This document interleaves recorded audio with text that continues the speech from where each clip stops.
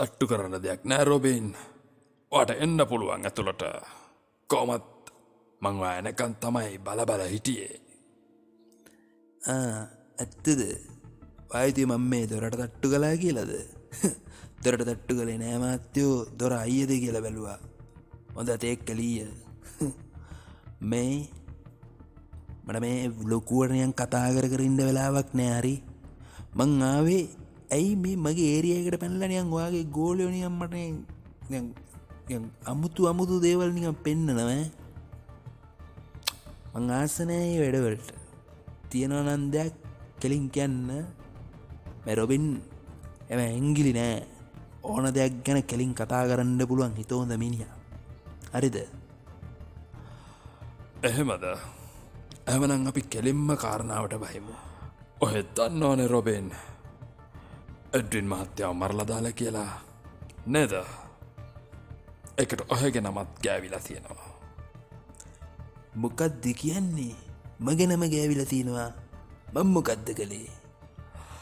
ඔහෙගේ නම ගෑවිලා තියෙන්නේ එඩ්වින් මහත්තයාට ඔය මරණ තර්ජනයක් එල්ල කරලා තියෙනවා. කරුණාකර මට ඒ සිද්ධිය කිව්වොත් ඔය හිරේට යන එක නතර කරගන්න පුළුවන්. මාත්‍යෝ මේ අපේ හිරේ අපිට නිකන් පුරුදු නැති තැනක් නෙවෙයි. හරි මෙහෙමයි. එරණ මං කෙලින්ම කියන්නම් වෙච්ච සිද්ධිය. ඔය මාත්‍යාගේ බිස්නස් වලදී එක කස්ටමර්ස්ලා මම අල්ලලා දෙනවා. එතකොට ඒකේ පොඩි කමිෂන් එකක් මට දෙනවා. හරිද? ඒත් මේ ළඟදී දවසක් ලොකු බිස්නස් එකක් අල්ලලා දුන්නා.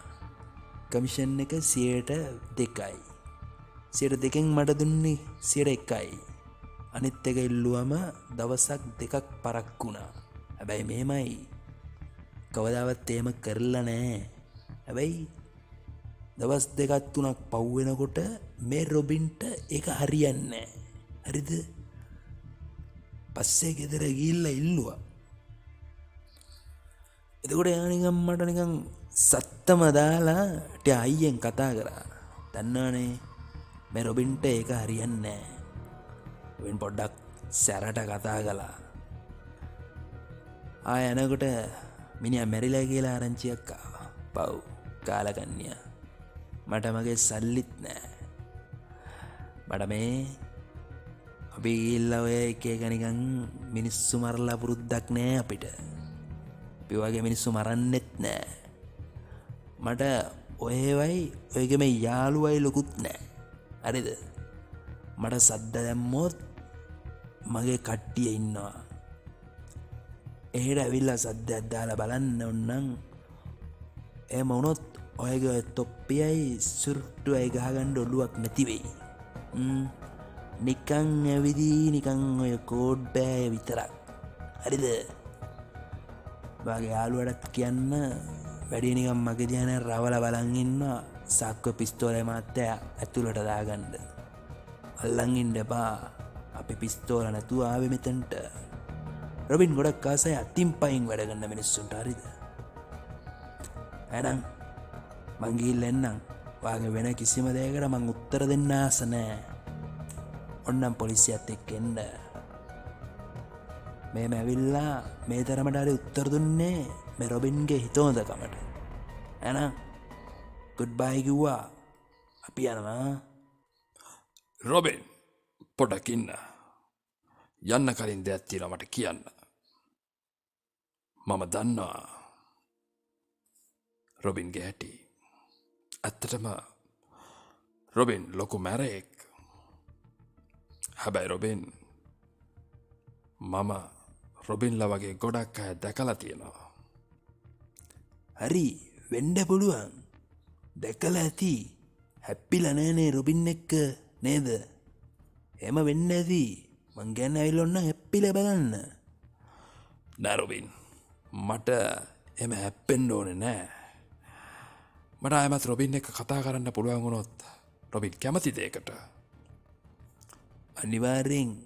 අනිවාර්යෙන් මොනවද කියන්නේ? ඕන වෙලාවක එන්න.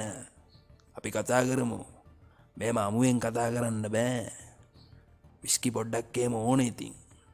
එවනොත් එවත් අරගෙනම එන්න අපි කතා කරමු. හරි රොබින්.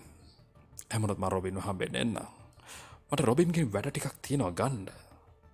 අපි කතා කරමු. එහෙනම් රොබින්ට යන්න පුළුවන්. එහෙනම් අපි ගිහින් එන්න. ඒයි පිස්තෝල බස්. ඔක පත්තු කරන්න එපා හරි. ගිහලා එන්න.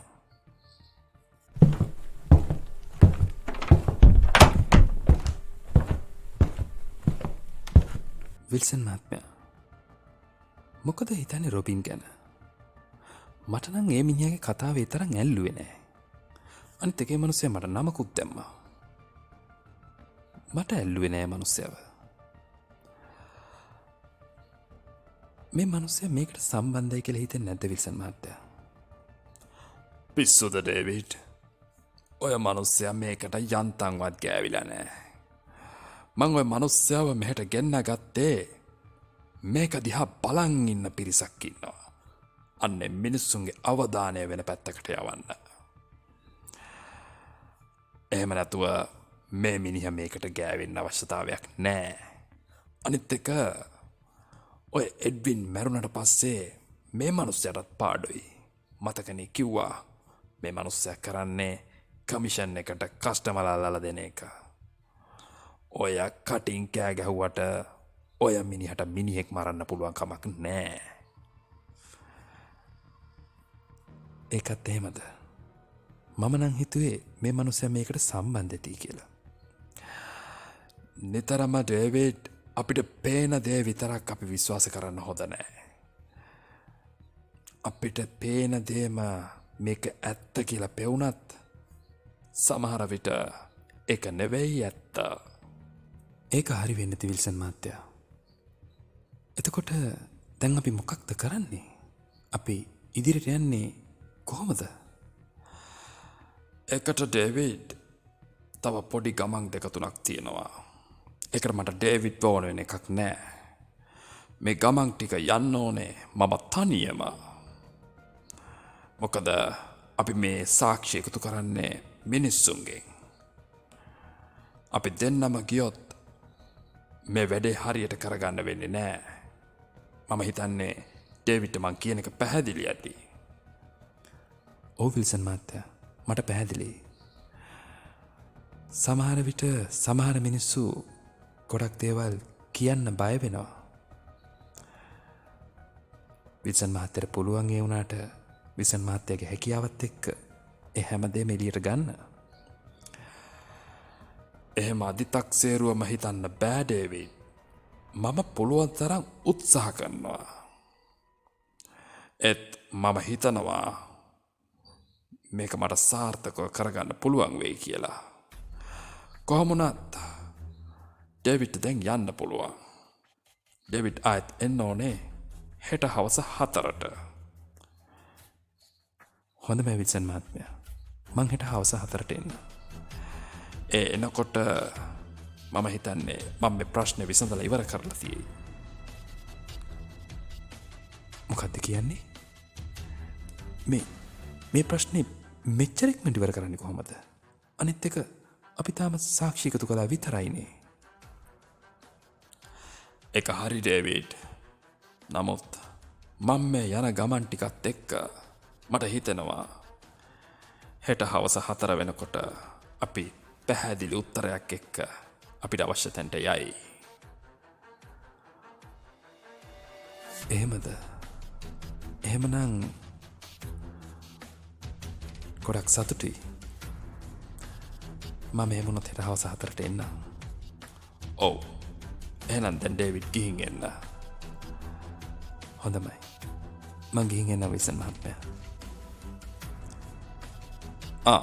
මේ ඩේවිඩ් හෙට හෙනකොට ඩේවිඩ්ගේ පිස්තෝලට පතුරම් පුරෝගෙන එන්න වෙයි. මොකද හෙට අපි හම්බෙන්න යන මිනිස්සු කොයි මොහොතේ තැති අරගෙන අපිට කරදරයක් කරයි දන්නේ. කොහොම වුණත් අපි සූදානම් පිට යන එක හොඳයි. අනිවාර්යෙන් විල්සන් මහත්මයා. මම ඒක මතක ඇතුව කරන් එන්න. අපි හෙට හම්බෙමු. සුබ ගමන් ඩේවිඩ්.